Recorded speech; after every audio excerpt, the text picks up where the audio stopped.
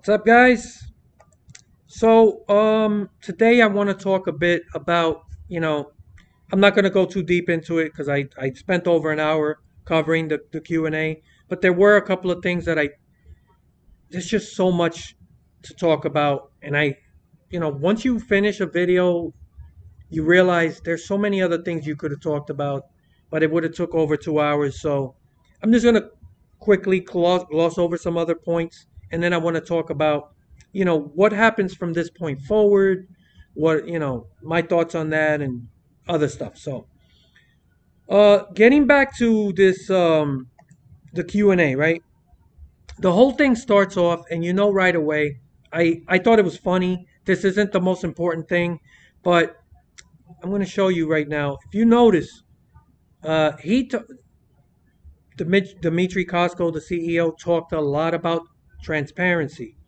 And I thought it was funny because while he's mentioning that, he's literally sitting in front of like a green screen, or there's a program that I'm sure you can use where you can superimpose your image with a fake background, and you got the fake background of a motorsport games office in the background. You can see around him that he's clearly superimposed in the image. Or, if you want to say there's your transparency. I thought that was funny. I should have, and it was something that went in and out my head quick because there's so much that happened with this Q&A that I didn't mention it, but I wanted to throw that out there. So the thing I want to mention is that overall, and you could see, man, it's like a 50-50 like to dislike ratio. But overall, they did a terrible job, right? And the reason is everything they were pushing was based on lies. And no matter how slick you might be with the truth and being able to talk, when you're trying to push something that just isn't true, people see through it. So people looked at this and they were like, this is scripted, this is fake, um, because the answers are bullshit. It doesn't take a rocket scientist to point that out. So that, above all else, makes this whole Q&A thing a failure. Now, I criticized these guys a while back because I said after the disastrous launch and the state of the game that they needed to put a face on the company to come out and talk about the disaster, to explain to people what happened, what led to this, and what they're going to do about it. So I called them out on it, and they came out now, finally. But the problem here is, like I said, it's disingenuous. They're trying to make excuses. So they made the situation worse. They also come across, as being untrustworthy. They're not trustworthy. This just makes that worse. And worst of all, they never actually answered the most important things, like how did this happen? All they said was, "Hey, we realized that you're not happy with the product. We're not happy with it." So like, okay, you're acknowledging that everybody's disappointed with it, but you didn't really tell people how did this fucking happen under your watch, right? You are the main person up top in control. As the saying goes, the buck stops with me if I'm in charge. You can't just kick the ball or the excuses to someone else. And another reason this whole came across as phony and scripted is because not only him but also the guy in charge of design for the game, they repeated a lot of the same things. And most glaring to me, which is something else I didn't have the chance to get really deep into, but this whole thing about 3-year-olds with hand controllers, how ridiculous this whole focus on that is. And my thinking is, you can't be both things. They're the ones who've mentioned sim, by the way. Nobody in the community thought this was going to be a sim. We knew coming in yeah, it's probably going to be something of a simcade. They also talked about this in the past that they were going for something more serious and more closer to a sim than what the Heat series was, which is all good. That's what we want to hear. But the things they do don't show that. And talking constantly about these 3 year olds with hand controllers, I don't see where is this market. Now, I'm not saying that somebody who buys the game for themselves maybe doesn't have a 3 year old that they might, want to hand over the controller to for just for kicks and let them mess around with it. But I don't know about you guys. I've never met, some a baby that came out of the womb wearing a fire suit. A 3 year old, how many fucking 3 year olds even know what NASCAR is? Other than maybe watching on TV as they soil their fucking diapers and stare at the cars going by and maybe finding that, catching their attention. But to play a game that's supposed to be an authentic representation of a sport with a hand controller, and you think you're going to provide something that's accessible to a 3 year old, you know, if you want to be the next Mario Kart, then do that. But don't tell people you're also going to be kind of like a sim. And that is what this whole thing turned out to be, one contradiction after the other. On another hand, they tell you we couldn't give you mirrors because the PS4 and the old consoles are not capable.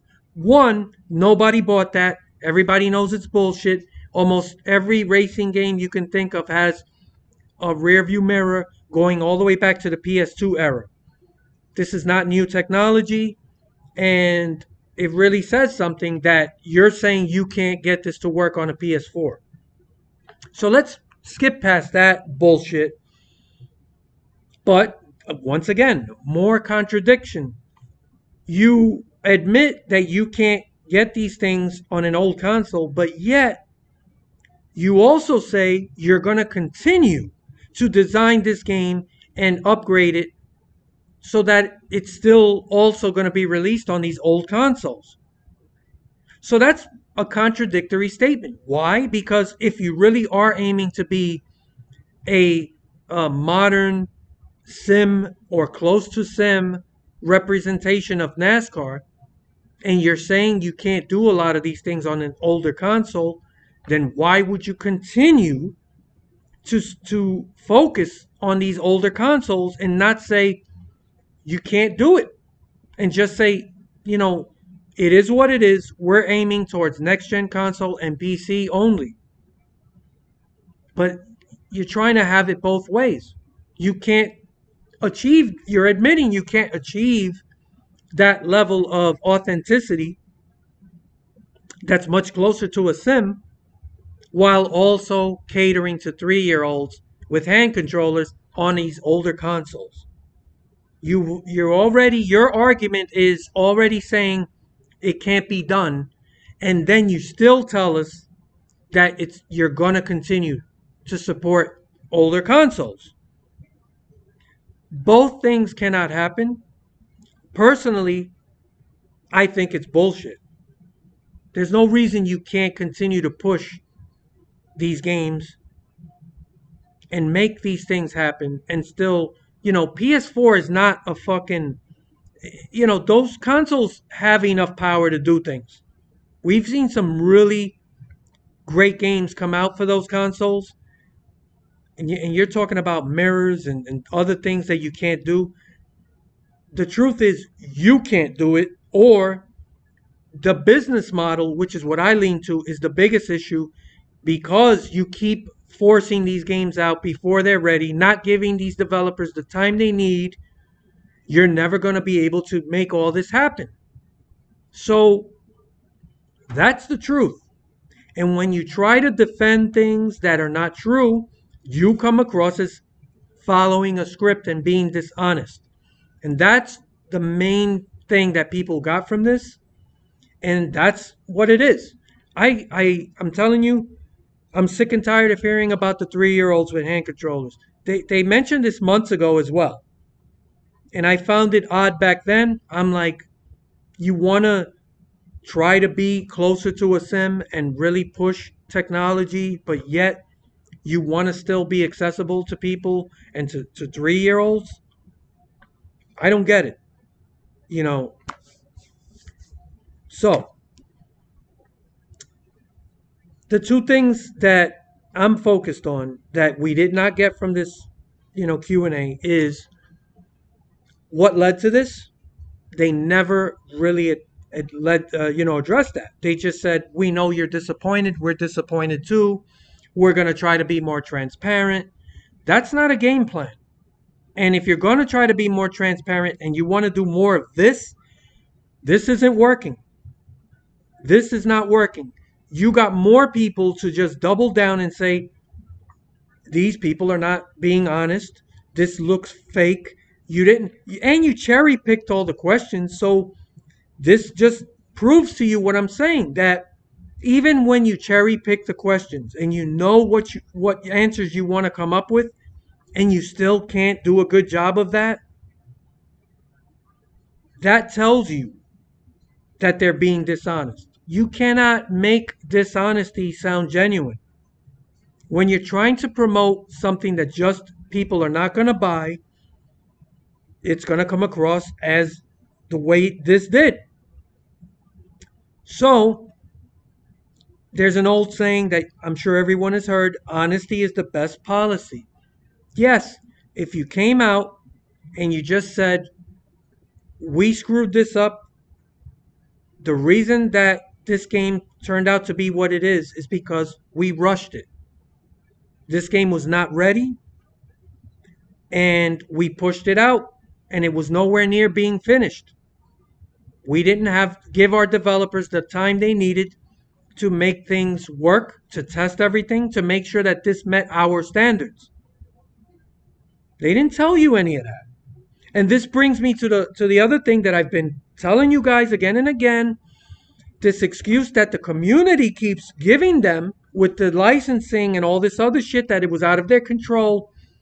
They never mention that at any point. And even if you want to say, well, they don't want to throw NASCAR under the bus and piss them off, well, they could have did it in a way where they don't even talk about NASCAR. They could have said, due to our licensing agreements, we had no choice but to release this game when we did, and that's why this game is in the state it's in. But they won't tell you that because they can't tell you that, because it's bullshit. And like I said, the buck stops with the guy at the top. And if I'm the CEO, at the end of the day, this is my company. I have to answer to investors. I have to worry about the stability of this company. And you could see that everything they did led to the stock tanking. Nobody made out from this, including NASCAR. So, as a CEO, you have to make a decision and say, we are not releasing this game. And if it ends up that I'm in court with NASCAR, hassling about some breach of a licensing deal, then so be it. I would be happy to face off against NASCAR in court and just be able to show a court, this is why I didn't release it. This is the state of the game. It is not ready for release. If we release this to the public and charge them money for it, it's the equivalent of fraud, because we know this game is not ready. So I am not going to defraud my customers. I'm not going to defraud my investors. Why? Because you said you were going to release these games every year. If it's not ready, it's not ready. And there's nothing anybody has been able to say that's going to convince me otherwise. This is why you are in leadership, is to make the tough decisions. Your decision to release this didn't help anybody. And they will never address this. They didn't do it here. So you watched this town hall and you walked away and you never got a reason as to why this game is in the state that it's in. And the other half is they never gave you a game plan on what they're going to do to fix things, to make sure that the next game that this doesn't happen again. If I'm the CEO, I'm telling people, first and foremost, we are going to make sure that our developers have everything they need to make sure that everything works the way it's supposed to work, that this game meets our quality of standard before we ever release another game to the public. They didn't learn anything from this. They didn't tell you what the lesson learned was and how they're going to do things differently. The definition of insanity is to do the same thing over and over and thinking there's going to be a different result this time around. I am not a believer in repeating the same thing again and again and watching it fail and then saying, do it again. Year after year after year, we keep witnessing how this business model of this yearly release isn't working. The other major issue is exclusivity. The licensing deal they have with NASCAR that gives them exclusivity, that's the main part that I have a problem with. And believe it or not, some of you are going to be shocked to hear this. I don't want motorsport games to stop making NASCAR games. I don't want NASCAR to pull the license. A lot of people are wishing that NASCAR just pull the license and give it to someone else. And I'm telling you now what I just told you, this idea that repeating this, now go to another developer, give them another licensing deal with exclusivity, that it's going to turn out different. It's not. The exclusivity of these licenses means these guys don't have competition. No competition means you can do things the way you want to do it without any pressure because you're the only one giving people a game with the name NASCAR stamped on it. So people are just going to have to eat it. It's the same thing we've seen forever at EA with the Madden football franchise. That's why nothing changes. Ever since EA got that exclusivity with the NFL, that's when everything went downhill. They were at their best when 2K was also making an NFL game. The greatest NFL game ever made, most people who know what they're talking about will tell you, is 2K5. I think that was the name, but the game from 2005 that 2K released. And at the time, Madden football was at its best, right? But 2K blew them out of the water. In fact, I also believe 2K released something in 2008, some kind of Legends football game. I don't remember the name exactly, but another great football game. But they didn't have that NFL exclusivity. It was more of a fantasy game with retired players. So, something like that, right? Don't quote me, but my point is no competition, you're going to get garbage, especially with these yearly sports games. Now, MLB The Show has managed to, so far, continue to provide high quality games. But I'm telling you now, as time goes on, they're going to run out of ideas. They're going to run out of that thirst for innovation. It's going to affect the baseball franchise at some point. Okay? So get rid of the exclusivity. And if NASCAR is listening, You have to allow anybody that wants to make a NASCAR game to do it. So I want Motorsport Games, believe it or not, to continue making NASCAR games, because if someone else also starts making NASCAR games, then you have competition. And I'm not telling you that Motorsport Games is magically going to start making dramatically better games, but they're going to have to try harder because they have competition. The problem with these licensing deals is the exclusivity. That's the problem. It's not, you know, they go to another guy. Who are they going to go to?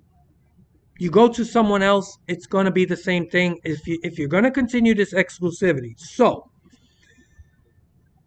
speaking of the future, what do I think is going to happen? Well, the truth is, NASCAR is not going to pull the license from Motorsport Games anytime soon, right? As disastrous as this game has been, it's still, they're looking at it like, well, it's the first game. We have to give them another shot to see what happens, right?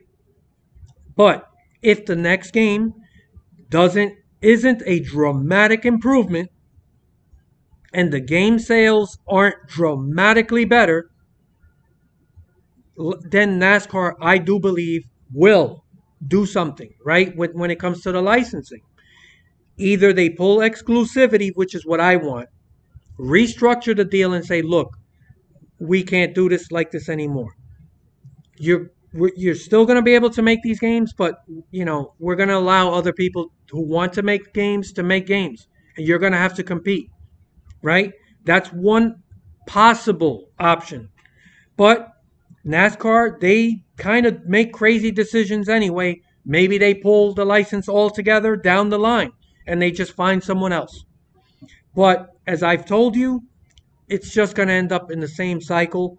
Look at what we saw with the end of EA, right? Once they got exclusivity towards the late 2000s, the games started going downhill, and people forget how awful that franchise became. Then came Eutechnics. They got their deal. Nobody else was making games. Terrible. 5 years of that.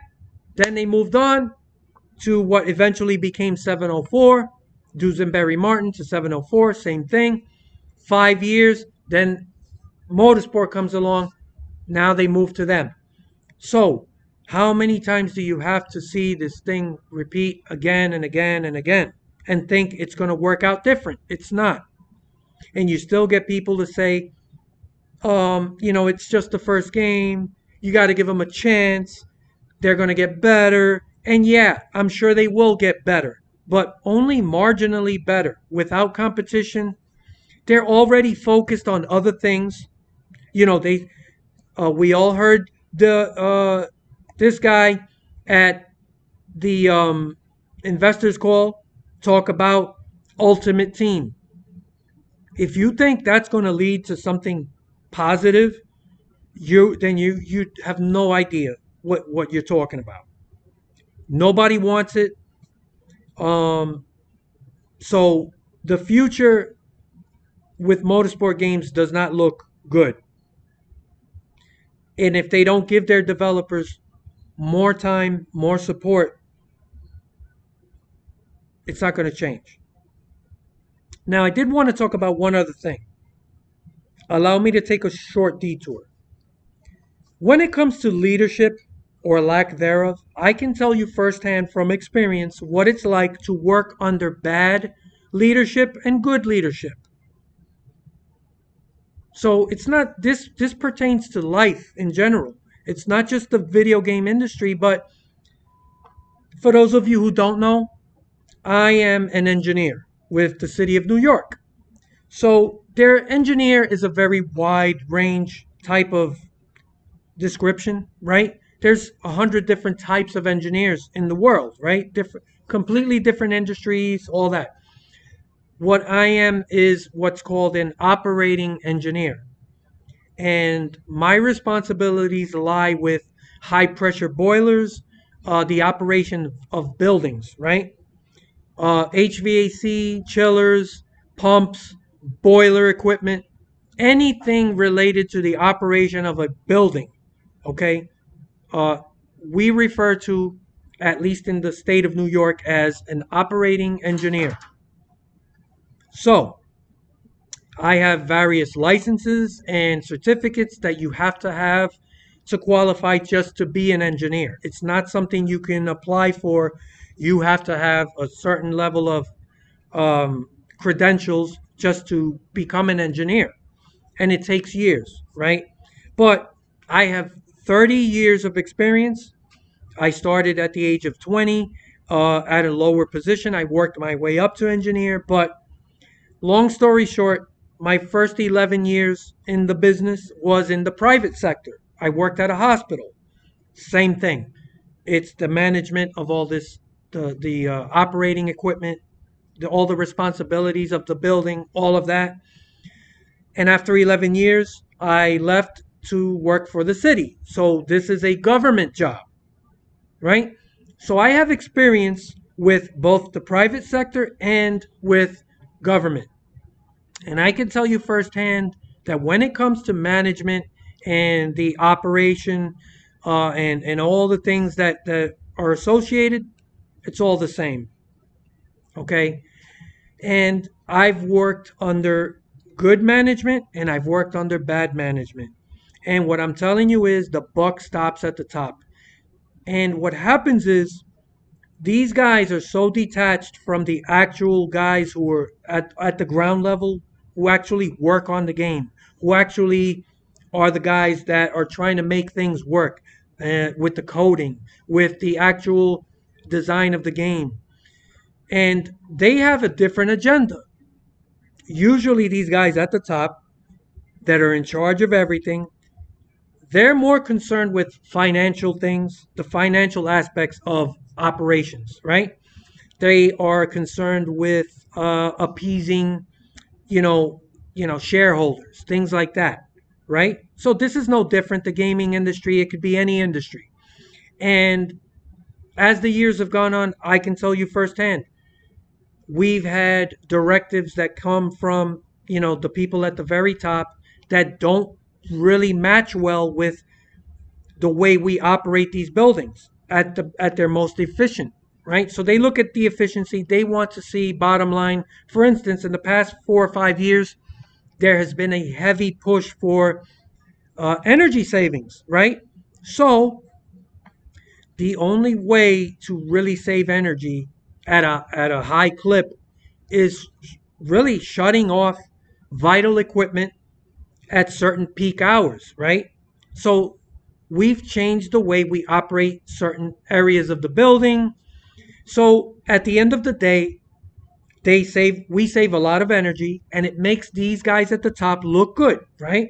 Because that's what people in the government, or city hall, downtown, they like seeing this stuff, right? So they have an objective. We want to see all the buildings, all the government agencies cut and slash energy. And they get to see that in real time. There's monitoring equipment. They know exactly how much energy we're using by the minute. So we end up operating differently. However, we operate 24/7. There's people in these buildings 24 hours a day, 7 days a week. We have corrections, we have jail cells, we have the New York Police Department in sections of the building. We have a courtroom that runs all the way into 2:30 in the morning where they arraign criminals. Okay? There's also a section of my building in particular that's a family court side. So there's a criminal court, family court. There's a lot going on. The bottom line is there are people in this building 24 hours a day, 7 days a week. So when we cut certain equipment off after, let's say, 6 p.m., it affects the operation of the building. And these people in management don't care that I have to get phone calls from corrections, from the NYPD, from the courtrooms. When a judge has their bailiff calling me at 12:30 at night and saying we're freezing or we're too hot, and I have to manage what I can do, which is very limited because there's certain equipment that has to be shut off because these guys want to save energy. So we have to deal with those management decisions, but we're the ones that get the phone calls. We're the ones that have to deal with people in the building looking at us saying, we complain, but we still have problems in the building. And you can't go and tell them, well, our bosses told us that the equipment that services your area has to be shut off after 6 o'clock because we have to save energy. You think tenants want to hear that? You think a judge in a courtroom is going to accept that? What they're going to do is they're going to send an email to downtown, to City Hall, to other places. And then my bosses are going to get a firestorm. And what are they going to do? They're going to shit all over me and the guys down at the ground level who are actually doing the job, actually on site, managing, operating equipment, and making sure that the building is operating the way it's supposed to. So you got to juggle that with the decisions that these guys make. But as I said, every industry is the same when it comes to that. People at the ground level, like in the video game industry, you got the actual developers, the guys working on the game. This is why from day one, I've defended those guys. I feel bad for them. They are catching a lot of shit from people on social media. When you think they're proud of telling people I work for Motorsport Games, and they're still trying to fix a game that they can't fix. I've told you guys countless times, patches can only do so much. And now you're seeing that what I told you is fucking true. I lost count of how many patches have been released. They've tweaked a few things here and there, but overall the game feels the same. I did jump on after the latest patch. I was able to play. I ran 12 laps at Kansas, and let me tell you, the AI is still the same. And I've told you guys a million times, the AI is the most important thing when it comes to gameplay. If the AI doesn't work, the game's just going to be shit. I don't care what else you do to the game. I ran 12 laps, and I was reminded, after months of not being able to play because of the wheel pedal issue, it was a more jarring experience for me because a lot of people have continued to play this game since the start. They've tried to make content, whatever it is. So for me, it's more jarring because it's like, imagine somebody you haven't seen in 3 months who gained 50 pounds and you see them for the first time in 3 months. It's going to be a jarring experience. You're going to be like, holy shit, what happened?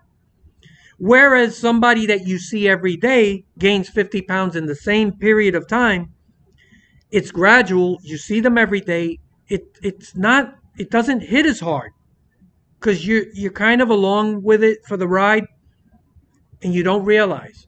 But me, after not playing for like months and I jump back on, I'm able to run again and I run 12 laps at Kansas and I'm like, holy shit, this is a nightmare.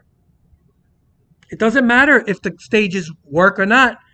It works for a lot of people, and some people have found issues. Who cares if the stages finally work if the AI is horrendous? The pit logic is horrendous. They still don't pit. And it just fucks up the whole game. I'm just saying, it's bad. The patches are not going to save this game. And that's something else they never bothered to really tell you. They didn't give you a game plan. Where right around the door is February. And I told you guys, they're going to issue a certain amount of patches. But I'm telling you now, at a certain point this year, they have to just move on to the next game. And I think that point is right. It's imminent. It's right around the corner. So forget about NASCAR 21. That game's never going to be fixed, as I told you from the start. Another thing, Everybody wanted, another game engine. Again, something that years ago I talked about. Everybody was blaming the Unity engine. Oh my God. And I told you guys, the game engine, yes, it does make a difference. So I don't want anybody saying, oh, this guy thinks that game engines don't matter. Yes, they matter. But when it comes to a NASCAR game, to say that everything that was wrong with 704 and the Heat series was due because of the Unity engine was bullshit. And they managed to get a halfway decent game by the fourth game. You play that now.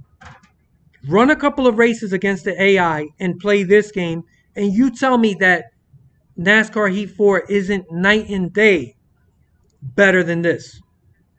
It's all because of the AI. Because this game looks way better visually. The physics are marginally better. I'm not as big on the physics as other people, but it's better. But who cares? The physics don't matter if the AI is garbage. And I will take that with me to the bitter end. And they can't do anything to the physics. I mean to the AI. They're not going to tell you that, but you could see with your own eyes. And from what I've heard from several people, this Unreal Engine is not easy to work on. I'm not saying they should have kept working with the Unity engine. That's not what I'm saying. What I'm trying to tell people is this focus on it, blaming everything on the Unity engine was wrong. You got to give your developers enough time. Yes, I'm glad they went with the Unreal Engine because according to most people, it's the best engine available. But I have to start questioning, is this the best engine to use for a NASCAR game? I don't know. The most complicated thing in a NASCAR game are two things, the physics and the AI. Everything else, how hard is it? Rendering the tracks, designing the look of the game. It's not an open world game. The presentation, all that stuff, that's pretty basic. It's just putting the time in. There's a million things wrong with this franchise, and it's just too much to get into. But they never answered what led to this disaster, and they never gave you a clear path forward. They didn't say, this is what we're going to do. We're going to focus on this. We're not going to do this. We're going to make sure that we don't release a game until it's absolutely ready and passes our quality, level of quality that we approve of. They didn't say that. They just said, we know this doesn't meet, your expectations and, kind of we'll try harder. They didn't tell you how they're going to go about things to make sure it doesn't happen again, or what's going to lead to better games. They didn't really get into any detail. So, yeah, they're going to get a chance to make more games, I think. I just don't see NASCAR pulling this, definitely not for this year. If this next game turns out to be a disaster, maybe NASCAR finally does something. Now, my hope is pull the exclusivity, rework this licensing deal so that they have competition. But if they stop making games or NASCAR completely pulls the license and just gives it to someone else, you're going to have the same problem. Another developer with exclusivity, no competition, and then you're going to get more half-assed products where they expect you to wait and pay $60 every year for baby step improvements. That's what's going to happen. How do I know? That's what's been fucking happening for the past 15 years. So, I'm not stupid. You keep doing the same thing, you're going to get the same result. And these guys so far have shown themselves to be disingenuous, and I'm putting it nicely, Everybody called them out. All of this is bullshit. It's as fake as the background here in this video. I want to show you something else real quick before I sign off. Okay, that's showing. They've released Kartcraft. Okay, now let me show you real quick.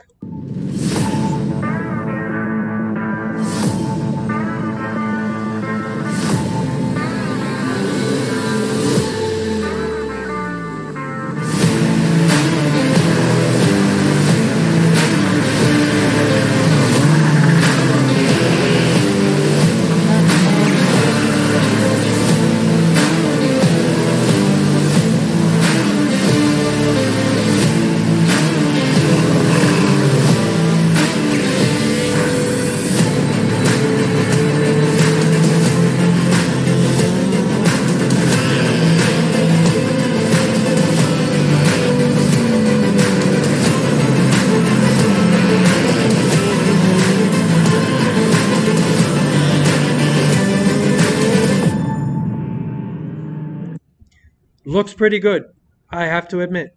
But I think we kind of learned our lesson. Don't go by the trailers or the promotion or the marketing. Wait till people play the game, and don't just get all your information from one source. The game looks good, but here's what I want to point out. There's going to be people. First of all, I'm not making a full prediction, but I do think this game is going to turn out to be pretty good. Okay? Why am I saying that? Motorsport Games did not develop this in-house. Motorsport Games bought this game and the developer out, who was already working on this game for years. I believe this game originally released in 2017. This game has been worked on for years. I do believe it was, I don't know if you call it a beta or whatever. I got to look further into it. But the bottom line is, this was not developed by Motorsport Games. This wasn't developed in-house. The developer that worked on this was already working on this for years. Motorsport Games bought them out, and now it's under Motorsport Games umbrella. That's all this is. So I do believe this game is going to end up being really good. It looks impressive. I've seen a couple of other videos from people checking the game out. My thing is this. I'm only speaking for myself. I'm not going to purchase this because I'm not going to put money in Motorsport Games' pocket, no matter how good this game is, until they actually deliver a NASCAR game that's worth my money. And after everything that's happened, I'll be damned if I put a dime into their pocket, no matter how good this may or may not be, because they're the ones that are going to benefit and profit from this. Other people have said this in the past.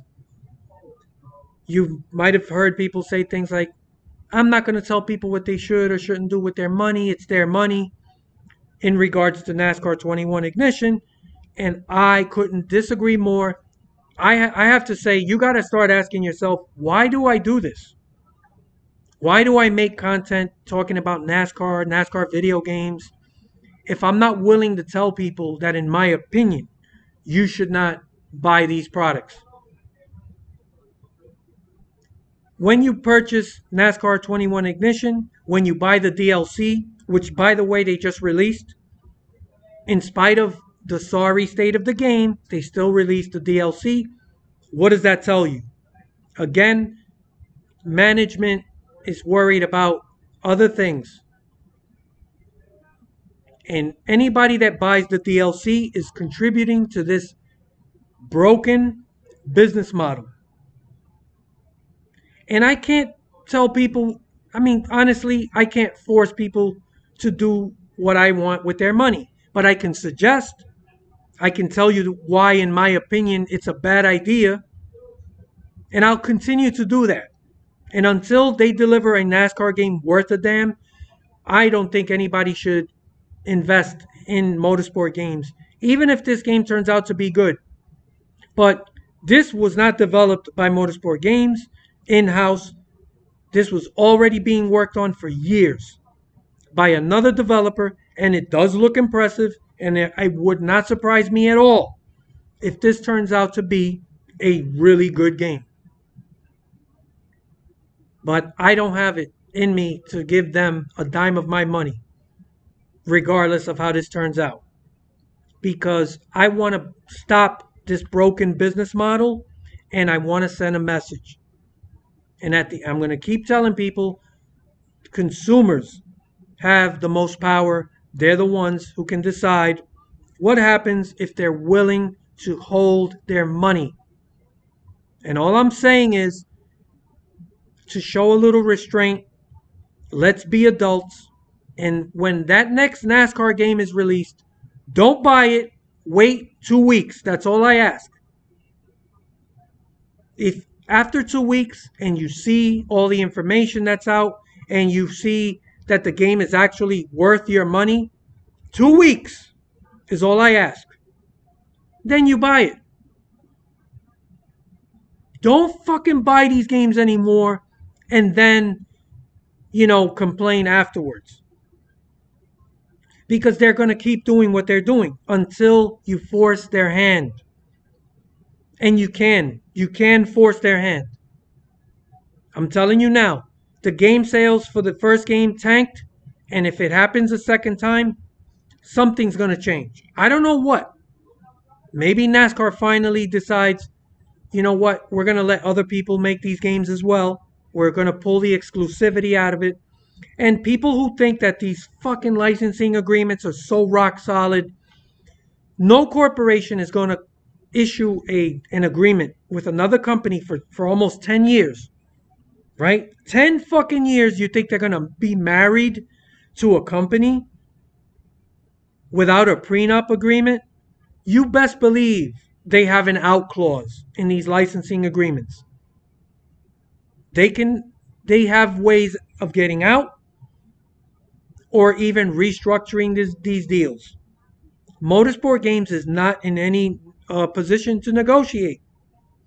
If NASCAR decides you're killing our brand, we're not getting anything out of this deal, we're going to continue to allow you to make these games, but forget about exclusivity. If that means that we restructure the deal and we get a smaller percentage of the game sales, who cares? How much can you possibly be getting from NASCAR 21 Ignition? So hopefully that's the direction we head in, but that's not going to happen unless we show restraint. And all I'm asking is, don't buy these games on day one. And for the love of God, please don't pre-order games anymore. I don't care what game you're talking about. This goes for the Madden community, any other community.